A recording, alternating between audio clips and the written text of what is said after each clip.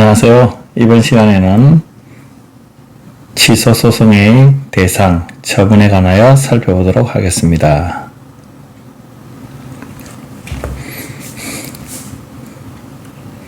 앞 시간까지 행정적인 사안은 사법행위와 관련해서는 민사소송으로 처리하여야 하고 행정소송의 대상에서 제외된다 라고 했습니다. 그 중에 사법상 계약이 아닌 공법상 계약도 존재하는데 공법상 계약에 관한 소송은 당사자 소송으로 처리를 합니다. 그러나 행정처는 일방적 결정에 의해서 법률 효과가 발생하기 때문에 이 일방적 결정을 다투는 항고소송을 주로 제기하게 됩니다. 따라서 항고소송, 취소소송의 대상을 행정법에서는 행정소송법에서 처분으로 규정하고 있습니다.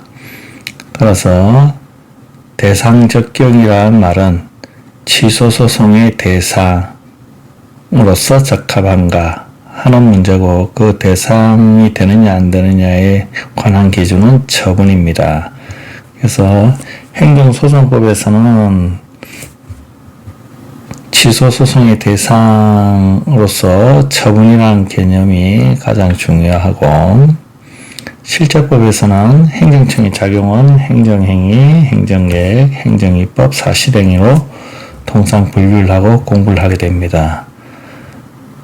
이 실체법상의 행정행위, 행정계획, 행정입법, 사실행위 중 행정소송의 대상인 처분이 되느냐 안 되느냐 하는 문제가 대상적격에 관한 문제입니다. 이 점에 관해서 살펴보도록 하겠습니다.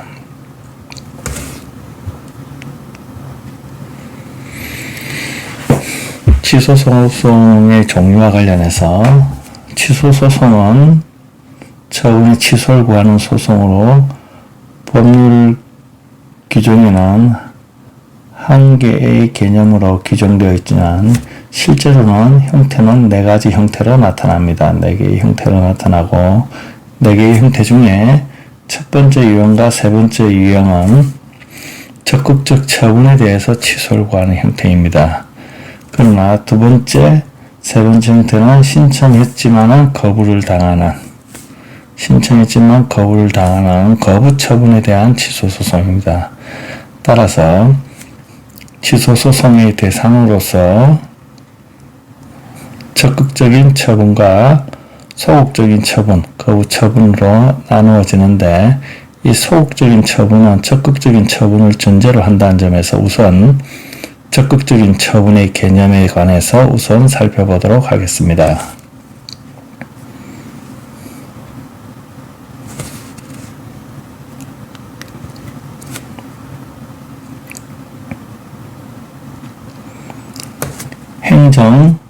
행정소송법에서 처분의 개념을 규정하고 있습니다. 2조 제1항 1호에서 처분 등 해가지고 등자를 붙였습니다. 이 처분 등에는 처분 플러스 재결을 포함하는 개념입니다. 원래 재결도 행정행위의 한 종류이지만 재결의 특수성으로 인해서 처분에서는 제외하고 있습니다. 그래서 처분 등이라면 처분 더하기 재결이고 그 중에 처분에 관한 개념을 규정을 하고 있습니다. 행정청이 행하는 구체적 사실에 관한 법 집행으로서의 공권력 행사 그 밖에 이에 준하는 행정행위를 했습니다. 거부는 소극 개념입니다. 이걸 제외하고 나머지를 보겠습니다. 여기 적극 개념으로서의 처분입니다. 소극 처분인 거부 처분에 대해서는 별도로 보겠습니다. 이에 반해서 우리 실체법 행정작용에서 행정행위의 개념을 공부를 하고 있습니다. 행정행위에 관한 학설이 여러 학설이 있지만 그 중에 다수설과 판례가 채택하고 있는 행정행위 개념은 행정청이 법 아래에서 구체적 사실에 대한 법 집행으로서 행하는 권력적 단독행위, 공법행위를 했습니다. 여기서 둘 사이와 처분과 행정행위의 개념을 비교해보면 법 집행으로서 행하는 여기까지는 동일합니다. 공권력의 행사 그리고 이에 준하는 행정행위 아주 광범위합니다. 여기서 말하는 행정행위의 개념을 포함하는 뿐만 아니라 더 나아가서 공권력의 행사로 넓게 포함시키고 있습니다. 거기에 비해서 권력적 단독행위인 공법행위, 단독적 결정이어야 되고 그 다음에 법 효과가 발생하는 행위입니다. 법률 효과가 발생하는 행위이고 행정청의 일방적인 결정에서 법 효과가 발생하는 행위를 의미하는 데 반해서 처분은 이러한 공법행위인 단독행위인 공법행위, 행정행위를 포함하는 보다 넓은 공권력의 행사를 포함합니다. 따라서 이게 훨씬 넓은 개념이죠. 이와 관련해서 처분과 행정행위에 관한 학설이 여러 가지 있습니다. 이론설, 이원설, 기타 실체법석 행정행위 개념과 쟁송법성 개념 여러 학설이 있지만은 둘 사이의 개념만 놓고 해석을 하면은 행정행위는 처분보다 좁은 개념이고 처분은 행정행위를 포함하는 보다 넓은 개념으로 되어 있습니다.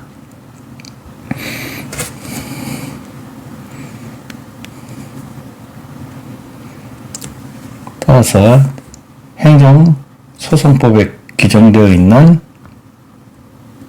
처분 등은 취소소송의 대상입니다. 이 처분 등을 취소소송의 대상으로 하는데 이 처분 등은 처분과 재결이고 이 재결은 행정심판법에 적용을 받는 재결과 또 행정심판법이 일반법으로서 적용되기 때문에 특별행정심판법에서 이루어지는 재결을 포함한 재결입니다.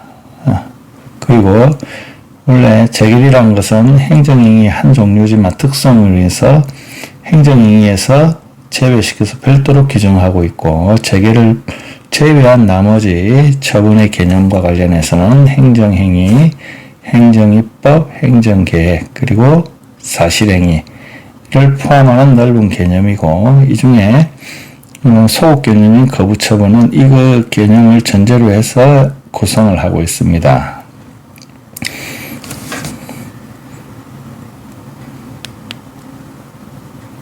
따라서 처분이란 것은 행정소송법의 처분이란 것은 행정행위를 포함하는 알파입니다.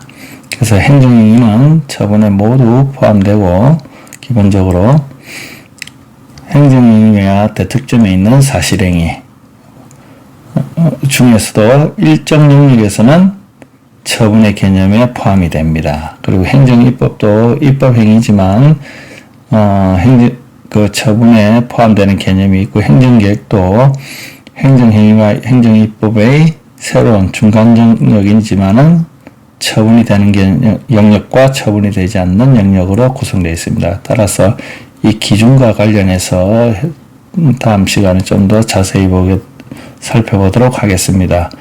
그리고 처분이 되지 않는 영역은 공권력의 행사로서 헌법소원의 대상이 될 수 있습니다.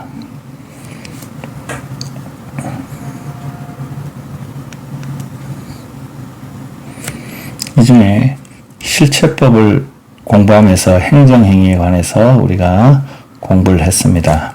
행정행위는 일방적 결정과 법효과가 발생하는데 이 일방적 결정과 법효과가 행정청의 어떤 의사적 요소와 관련해서 법효과가 발생하면 법률행위적 행정행위, 의사적 요소가 아닌 경우에는 준법률행위적 행정행위로 구분이 되고 의사적 요소가 포함되는 법률행위적 행정행위에는 명령적 행정행위와 형성적 행정행위가 있습니다. 이 중에 명령적 행정행위는 명령, 허가, 면제, 형성적 행정행위는 특허, 허가, 대리, 그 다음에 의사적 요소가 없는 행위 중에도 행정청의 행위에 대해서 일정한 법률 효과가 발생하는 준법률행위적 행정행위는 확인, 공증, 통지, 수리 행위입니다. 이런 준법률행위적 행정행위는 사실행위와 구분하기가 쉽지 않습니다. 구분하기가 쉽지 않고 따라서 구분하는 기준은 법률 효과가 발생하느냐 하지 않느냐 하는 법률 규정에 의해서 구분되기 때문에 잘 살펴서 행정의 준법률행위적 행정행위가 되는지 아닌지를 구분하실 줄 아셔야 될 것 같습니다. 이 중에 사실행위와 행정행위를 구분하는 중요한 내용 중에 하나인 신고와 수리에 관해서 살펴보도록 하겠습니다. 자유의 규제와 관련해서 명령적 행정행위 같은 경우 통상 완전 자유에서 조금 더 규제, 국민의 신고만 있으면 법효과가 자유로운 행위가 가능한 경우가 신고제입니다. 수리는 더 나아가서 신고하고 여기에 이 수리, 그러니까 형식 요건을 갖췄느냐, 기본적인 서류를 갖췄느냐, 그것만 판단해서 이렇게 보고 수리를 하는 방식입니다. 더 나아가서 실체적 요건까지 심사하는 허가의 방식이 있고, 허가를 하는 경우는 이 실체적 요건을 갖추면 반드시 허가를 해야 됩니다. 거기에 비해서 여의적 승인이라는 것은 요건을 갖추어서도 여러 가지 요소를 더 고려해서 오케이 할지 거부할지를 결정하는 방식입니다. 거기에 비해서 모든 것을 법률적으로 금지하는 금지가 있습니다. 이 중에 신고 수리 허가와 관련해서는 어떻게 구분되냐면은 우리 그 헌법의 표현의 자유와 관련해서 사전검열이 허용되지 않습니다. 허가제에 허용되지 않습니다. 이와 관련해서 언론 출판과 관련해서 허가제는 허용되지 않기 때문에 헌법에서 그럼 수리는 가능한가? 그래서 출판과 관련해서 수리 제도는 가능하다는 것입니다. 더 나아가서 그 집회와 관련해서 집회 신고는 집회 신고만 하면은 됩니다. 신고와 더 나아가서 수리 허가가 현재 필요하지 않는 방식입니다. 다만 집회 신고와 관련해서 집회가 부적당하다고 생각하면은 금지 명령을 별도로 발하는 제도를 채택하고 있습니다. 따라서 신고와 수리는 신고는 행정청에 알리는 제도고 알리는 것으로 법효과가 완성이 되면은 신고제도입니다. 거기에 비해서 법효과가 국민이 알리고 더 나아가서 행정청에서 수리라는 오케이라는 수리 처분이 있어야지 법효과가 완성되는 방식이 신고를 요하는 수리고 수리제도입니다. 더 나아가서 허가는 형식 요건 위에 실체적인 요건까지 판단해서 하는 방식이기 때문에 신청과 허가의 방식으로 채택되어 있습니다. 신청과 허가입니다. 따라서 우리 헌법과 관련해서 언론, 출판, 집회, 결사의 자유와 관련해서 사전검열제가 허용이 되지 않고 있습니다. 따라서 허가, 수리, 신고는 헌법과 관련해서 아주 중요한 의미를 가지고 있습니다. 자, 건축신고와 관련해서 좀 더 자세히 살펴보도록 하겠습니다. 현행 건축법에는 건축 허가와 신고 두 가지 제도를 다 운영하고 있습니다. 큰 건축물은 허가를 요하고 작은 건축물은 신고로 족합니다. 앞에서 봤지만 허가와 신고 사이에는 수리가 있습니다. 이 수리에는 신고 플러스 수리가 있고 단순히 신고로 끝나는 방식이 있습니다.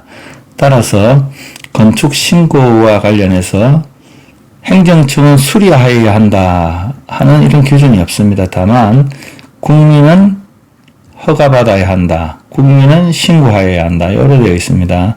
따라서 이 허가는 행정청이 허가 처분까지를 요구하는데 이 신고는 행정청의 수리 처분까지 요하는지에 대해서 논쟁이 있습니다. 논란도 있고 이에 대해서 우리 법은 단순한 신고만 하면은 된다.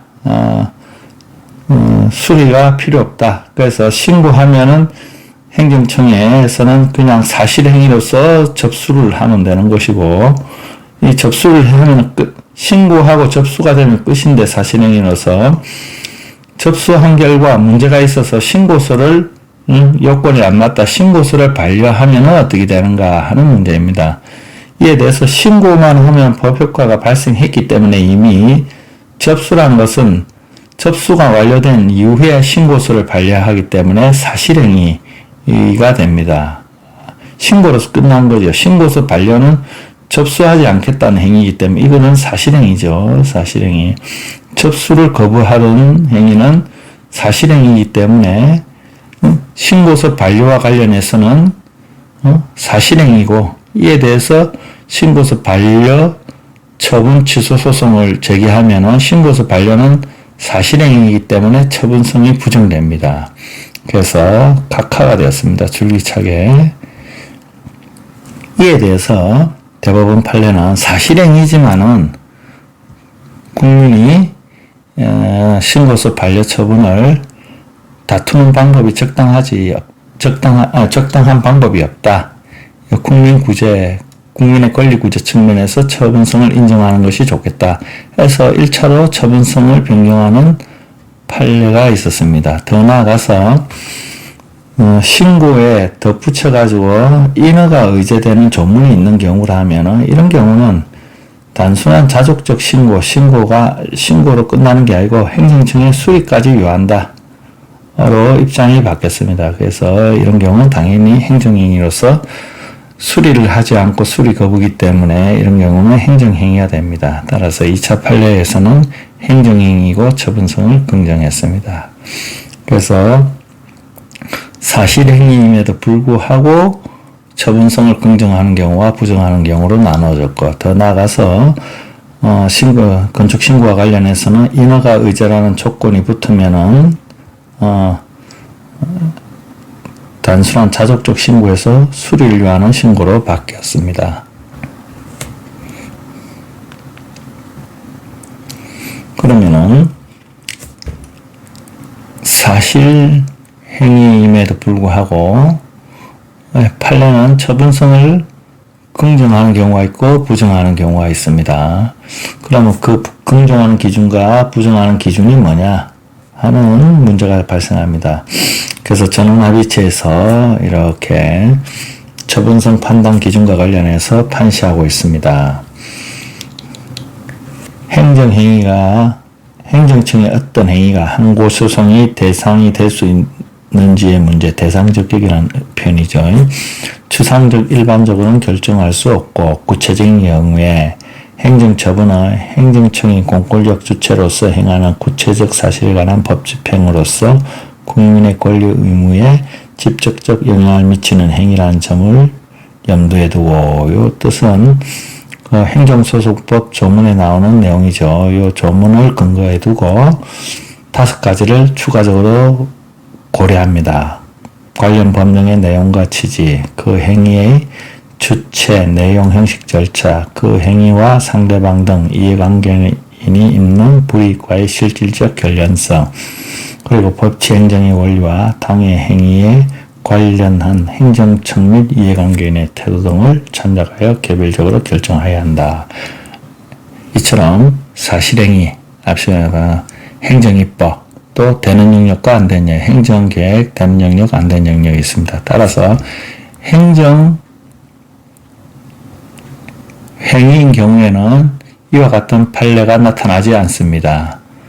판례의 판시사항이 나타나지 않지만 사실행위인 경우, 행정계획인 경우, 행정입법인 경우 성격이 이런 경우에는 이 대법원 처분성 판단의 기준에 관련된 대법원 판례의 판시사항이 꼭 판결문에서 적시됩니다.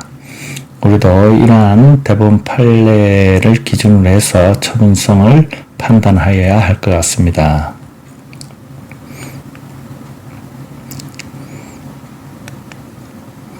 수고하셨습니다. 다음 시간에